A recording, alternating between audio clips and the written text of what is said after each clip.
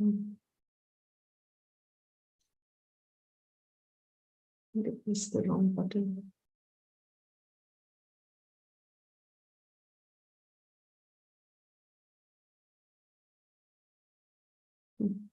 One second.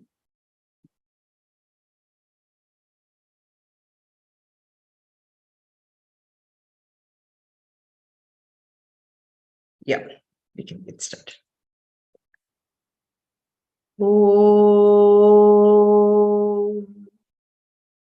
Om.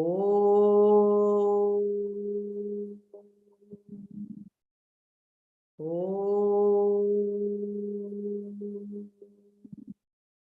Om Sahana Vavatu Sahanau Bhunaktu Sahaviryam Karavavahai Tejasvinavadhitamastu Mavit Vishavahai. Om Shanti Shanti Shanti. Om Parthaya Pratibodhitam Bhagavata Narayanena Swayam Vyasena Gratitam Purana Muninam Madhye Mahabharatam Advaitam Vridavarshini Bhagavatim Ashtadashadhyayinim Ambatvam Anusantatami Bhagavad Gita Bhavatveshini Namostute Vyasavisha Buddhe Pulla Ravindayata Patra Netra Yena Tvaya Bharata Taila Purnaha Prajvalito Jnanamayah Pradipaha Prapanna Parijataya Totra Vetraika Panaye Jnanamudraya Krishnaya Geetamritaduhe Namaha. Mukham karoti vachalam pangum langayate girim yatkripa tamaham vande paramananda madhavam yam brahma varunendra rudra marutaha stunvanti divyaistavaihi vedai sanga padakramopanishadaihi gayanti yam samagaha Dhyanavastita dadgatena manasa pashyanti yam yoginaha yasyantam na vidhusura suraganaha devaya tasmai namaha devaya tasmai namaha sarvadharman parityajya Mamekam sharanam vraja aham tva sarva papebhyah mokshayishyami ma shuchaha. So we are almost coming to the end of the 8th chapter. We are actually on the second last section of this chapter. And as I've always said, this section of this chapter is where Krishna is really reminding us of how we should be looking at the world and how do I shift my attention. A thing which in this day and age is extremely crucial because we are trying to shift our attention slowly and slowly from me to the world. And how I can start to see not myself as an individual, but I start to see myself as being part of the world. So by doing so, this really helps us not only just shifting our attention, but also trying to see how I can be of greater service to the world, which is what I have come to this world for. I have gathered enough skills, I've gathered enough of my desires and everything. But in this world, by listening to Bhagavad Gita, the idea is now there is no more wanting to take future births, which would be needed if I'm thinking only about myself, but to start giving and to adopt that. One second, I think Gita's trying to. Hariyam Gita. Irukku class point irukku. it's a new ஆமாமா அது வந்து there is an ஒரு message ஒரு next இன்னொரு link அனுப்பிச்சிருந்தா அந்த லிங்க்ல join பண்ணுங்க. Yeah, okay, okay, okay. Yeah, no problem. Okay, okay, bye, bye. Yeah, Geeta was trying to join in, sorry. So that is the whole idea of wanting to shift our attention. Very, very important. And if this section did not expose us to the world and to the beauty in the world and everything that constitutes the world, that is also very important, because we look at the world as something which is outside of me. I'm here and the entire world is out there. That is how we are functioning today. But through this section, you actually try to understand that not only am I not just me, myself here, but I'm being part of the world, and that whole world itself actually exists in me. So that is the part which next chapter, 9th chapter, when we come to it, we'll be talking more about that. So in this chapter, therefore, the idea is slowly and slowly I start to bring that world into this aspect of the Saguna Brahman. And then how do I start to focus on Saguna Brahman or Ishvara is to bring in different techniques, which we have covered before. So anyway, that is what this whole 8th chapter is all about. And in this reflection time, last time itself, we started to reflect upon, as I think of myself being part of this world, what does the world mean to me? And we had a lot of discussion last time, that is 2 weeks ago, about how this world is really, is it really a wonderful place? We are very happy when everything goes well, and then we say, wow, this world is so beautiful, everything is in perfect conditions, the flowers just so beautiful, the sun and the moon, they're coming at the right time, the weather is just right. Of course, I know now in Michigan, there's a lot of snow, right? So sometimes when there's a lot of snow and it feels like, when you're driving on the ice, it's like as if you're walking on heels on ice, right? So I know you all have to be very careful about it. But at times, as beautiful as the snow seems, but we also worry about things, right? So is it really a wonderful place? Or, as Krishna would try to tell us here, that the samsara of the world we are living in is actually a dukkhalayam, okay? Now, of course, from a physical point of view, I have to take care of everything that I need to do. But this is more from the mental level. From a mental state, how do I look at this world? And the only reason he brings it is, of course, true that the world is a great place, but I also have to think about if I have to give up the world, which is what we are coming to here, is we are trying to evolve. We are trying to create a goal for ourselves, which is sort of beyond everything that I do today. Today we are in a rat race.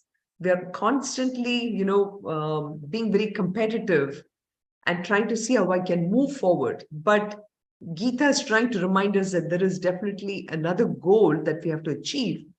And in order to achieve that goal, I have to give up something. So it's like, when I'm trying to climb up a ladder, I cannot afford to be in the same rung. I have to give up the bottom rung in order to go to the next level.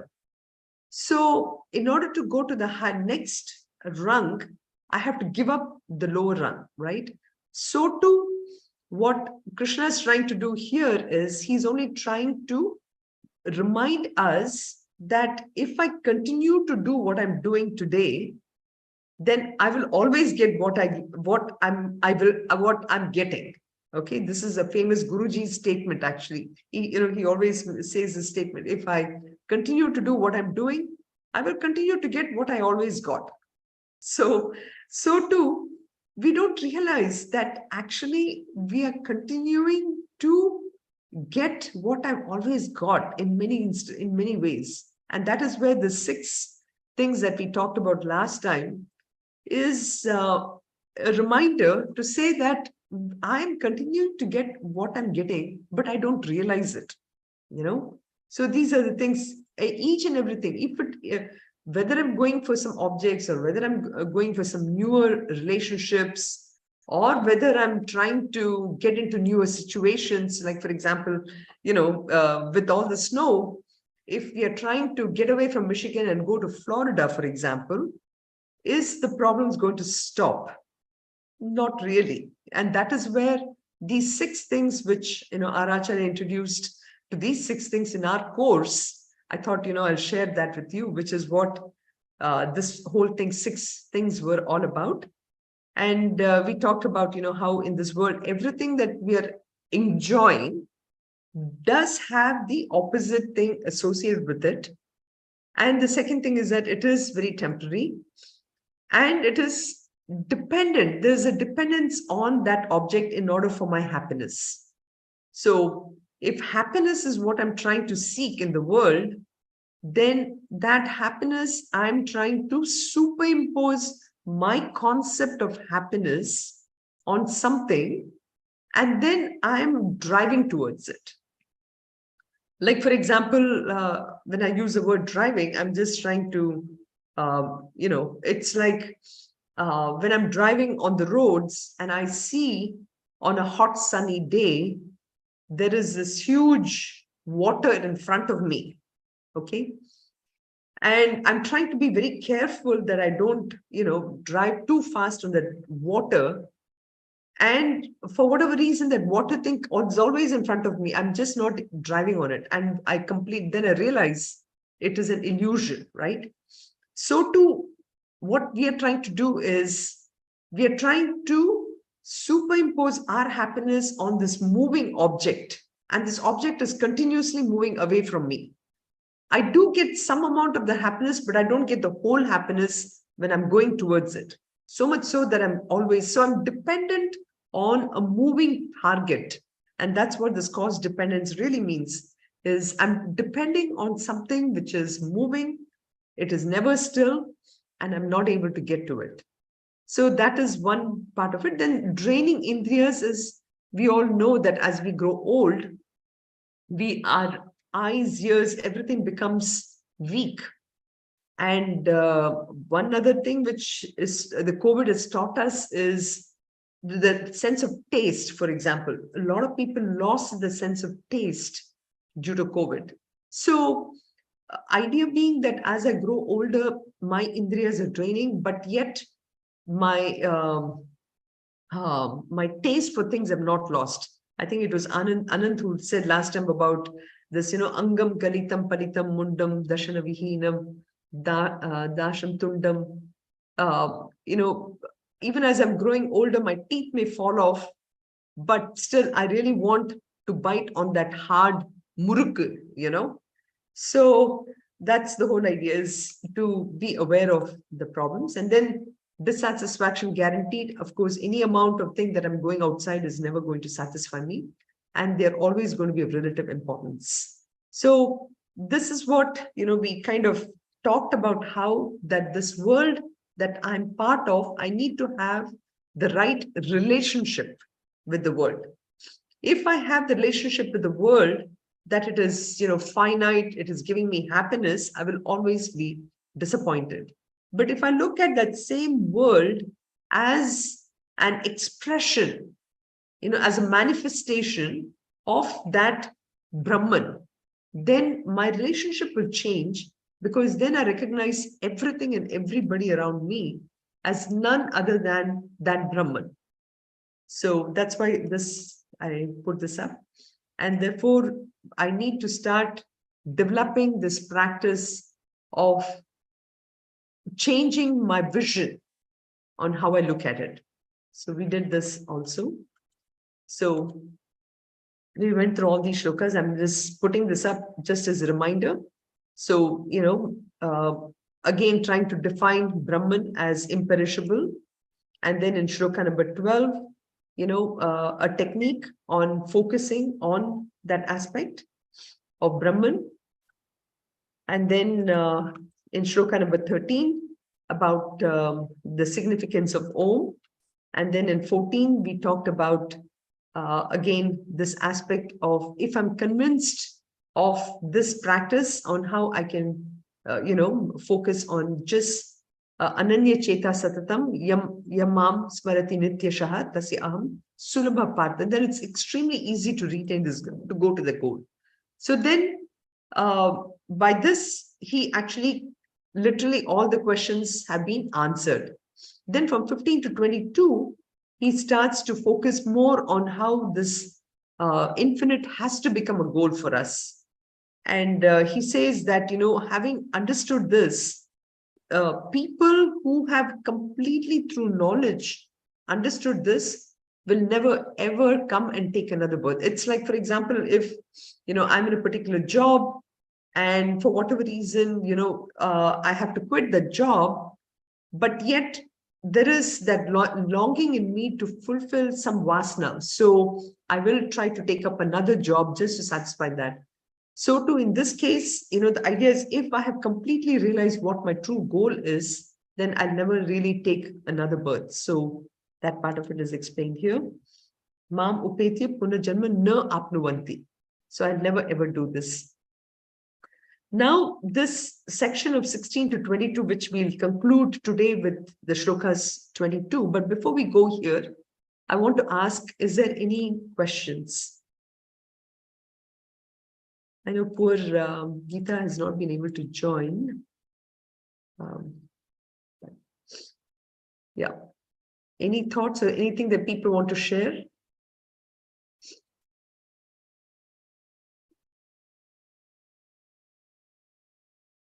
Okay. So this section is sort of, it's a little more fact-based, but it also gives us an exposure to our idea of the universe. So for us right now, we don't really think too much about, how big is this universe, right? But our rishis have really taken the time and spent and have really understood in terms of the time and the space element. For us today, 365 days a year, I mean, I know we're coming to the end of 2023, and we're already looking to see what are my goals, what are my New Year resolutions for 2024. Our mind is so focused only this is 1 year, right? But the idea here, what Krishna is trying to bring through, Vyasa, of course, has written this, is trying to get us to understand that time element is something that was already thought about, discovered long time ago. And we need to think about this entire time in a very different way, all the way up to what is creation and how does that happen. So it's really a kind of an introduction to sort of cosmology, if you will. So in shloka 16, for example, he starts to explain about the world of Brahmaloka. So far we know only our own loka, which is the buhu, the time that we spend here. So what Krishna is trying to say here is, even if I do, even if I try to get to the next world, so which is better than what it is here. Now, is that something which is like far, far away, beyond the sun, beyond everything? He's saying, no, it's not. It is all within the same time-space element. So the only way then we can measure on how we are evolving is by matter of time. So how much of time do we have? How much, how can we look at it all the way up to the loka of the creator, which is Brahma Loka? And what he wants to tell us is that even if you live all the way up to Brahma Loka, you are still nothing but this individual. And so the goal is something which is far, far beyond. It is beyond all these lokas. So that is why he gives us this idea of what are the 14 worlds. So Buhu, Buvaha, Suvaha, Mahaha, Janaha, Tapaha, Satyaha. And Satyaha is the loka of Brahmaloka. And then the 14 worlds, the lower worlds below Buhu, all this. And the key thing, of course, for us to recognize is that these 14 lokas does exist within time and space element. And our goal is to go beyond time and space, out of this time and space. That is really what liberation is all about. That is what moksha is. And so any amount of work we do, we'll still be in this. That is what he wants to show. So Brahmaloka is does attaining Brahmaloka make us, is the ultimate goal? He says, no, not even that is the highest goal. When one attains the highest goal of Brahmaloka, here what happens is Brahmaji will be giving the same Vedanta lectures that we're listening in our earth. And at that point in time, also one has a choice, okay, my mind has become now so purified, and whatever Vedanta lectures I'm listening to it will just completely give me that clarity. And that clarity is so good that I'm like totally merged into that Paramatman, So that's what going to Brahmaloka can get. But even at that point, if I do have some kind of a vasana, there is a good chance that I might come down to the lower worlds, all the way up to the earth, Buhu, So this is the whole idea which he then gives about Sahasra Yuga Paryantam Aha Brahmana Viduhu Ratrim Yuga Sahasra Antam Te Antaha Ratra Vidaha Janaha.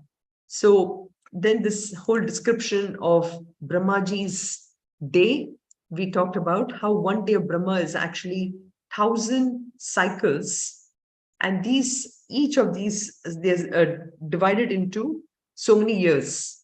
And I just looked up Wikipedia actually to see where are we now in Kali Yuga. So, Kali Yuga, which is the shortest one, we have already gone through so much. We are now in Kali Yuga.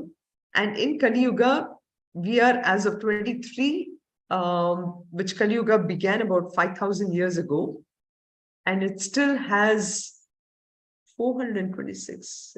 Does that make sense? Yeah, I guess so. 426, 876 years are left. So Kali Yuga will end in the year 428, 899.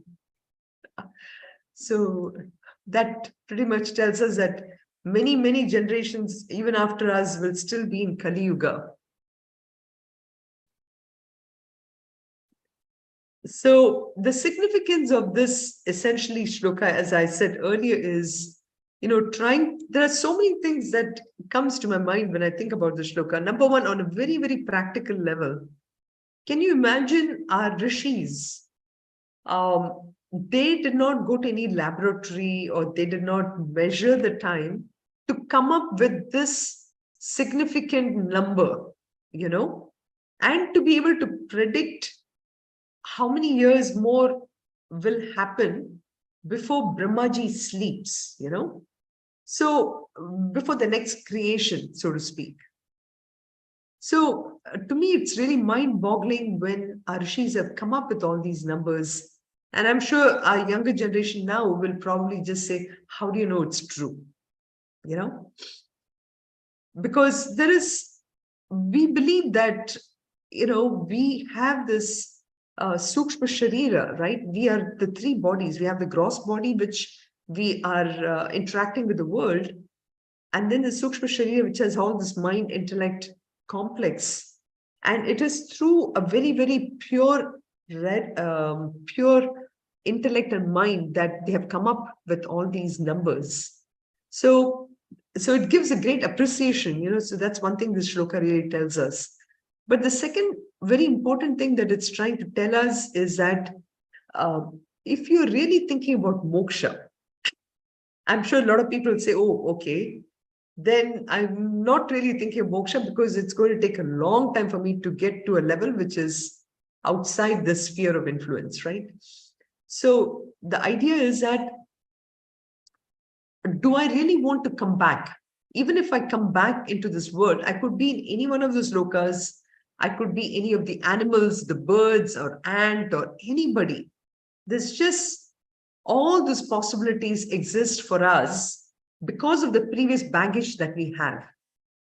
So, but then we are told that through our shastras, that in this birth itself, if I recognize, if I'm able to completely understand this knowledge and I'm able to abide in this knowledge, I can realize today, so I can put an end to this whole birth cycle, you know, and that's a phenomenal, I think, goal to look forward to and achieve, and something to really work on, you know. And this can happen only, I think, if we have cultivate this aspect of vairagya. And vairagya, of course, doesn't happen just like that. It has to happen with the whole sadhana chatushtaya and viveka. So, that I think is the most important significance of these shlokas. So then in shloka number 18, Krishna starts to now explain about this cosmic creation. He starts to say about how, how does the day of Lord Brahma look like? What happens when he gets up? And then how does it, what happens when he goes to sleep to the whole world? So, it's almost like this example of the movie, we talk about in a movie how the entire movie is actually completely compressed in those films, and I don't know how this, in this day and age, how they stored this. Obviously, they're storing it in some, in a drive or whatever. That whole movie thing, which probably goes into thousands of gigabytes and all that, the whole thing just comes to life as soon as you go to a movie theater or even to Netflix or anything like that.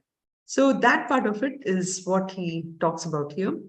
Avyaktat vyaktaya sarvaha prabhavantyah ragame ratrya game praliyante tatreva vyakta sanyake. So he says about, in the case of Brahmaji, I mean, just like for us too, when I go to sleep, my entire thing folds, right? So too for Brahmaji, what happens to a Brahmaji's day and night? So Krishna wants to point that it's really very close to what we go through in our day and night. So when our day begins, automatically, I start to think about, okay, the first thought that comes to my mind is, of course, that I'm Sunita, and then what is my day going to look like? And then I start to interact with the world, right? So it's the same thing in the case of Brahmaji also. When he sleeps, it really goes into that pralaya mode. Pralaya actually means, pralaya is in a macro scale. In our case, it is really micro, So, when Brahmaji sleeps, the whole creation then goes into a kind of an avyakta state or an unmanifest state. And that is what is said here, Ratri agame praliyante. So when the night falls, the whole world goes into this unmanifest state. And when he gets up, the entire world again comes into being, the whole creation. So from our stage, it's only what happens to me. But in the case of Brahmaji, the whole world comes into being. So that's the idea of how this cosmology has been described in Bhagavad Gita here. So essentially, all the animals, everything, all the living beings, they actually become manifest in the beginning of the day of Brahma. Now, in this shloka 19, Shri Krishna now elaborates on how does the world dissolve? How do they, how all these beings then go into this unmanifest state? Just like for us too, basically our entire world actually just collapses into this unmanifest. As soon as I get up in the morning, it's almost like, the sun is shining on me. And so everything comes back into life, right? So that's what in shloka number 19, he says, Bhuta gramaha sa evayam bhutva praliyate ratrya game Ratrya game avashah partha prabhavantya paragame. So he says, so the same number of beings that were there before during the day, they come back. So the same multiple number of beings that are being born again and again, they dissolve helplessly the coming of night, O Partha, and they come again like the coming of the day. So nothing very difficult to understand here. But the key thing to remember here is avashaha. The word avashaha is very important. It means, helplessly. So he says that, all the beings, even if they are plants, animals, etc., we're all stuck in this wheel of life, the wheel of samsara.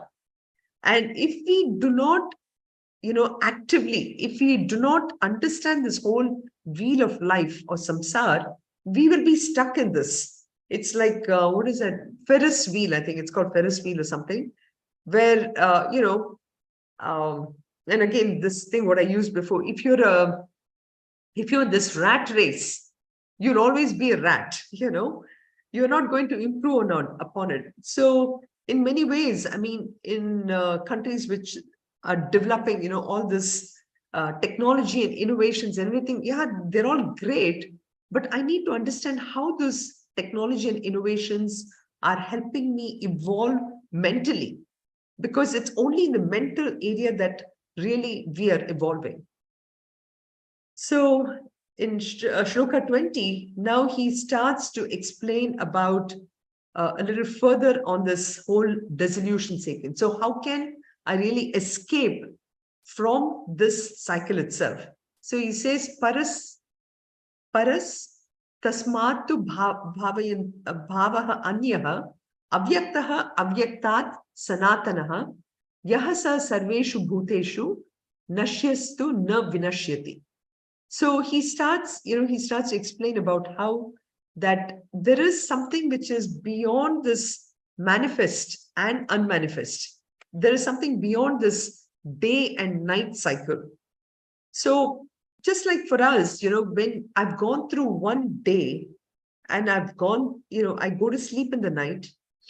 If the previous night, if I don't make any kind of resolution for myself that, tomorrow I'm going to change a little bit. And I always remember Madhuri always reminding us about this mind, 4 things, going through introspection, and then trying to understand how my day went and trying to see what can I do for the next day. Everything is connected to a mind, If I don't do this, I'll be caught in the cycle. So that's why he says that there does exist something higher than this unmanifest, which is eternal. So long as I'm in this day and night cycle, I'll always be in the cycle, but I need to get out of it. So that's what then Shloka 20. And then in 21, he tries to explain about how that state is, which is beyond that unmanifest state. So I just want to mention that today I may have to leave a little early.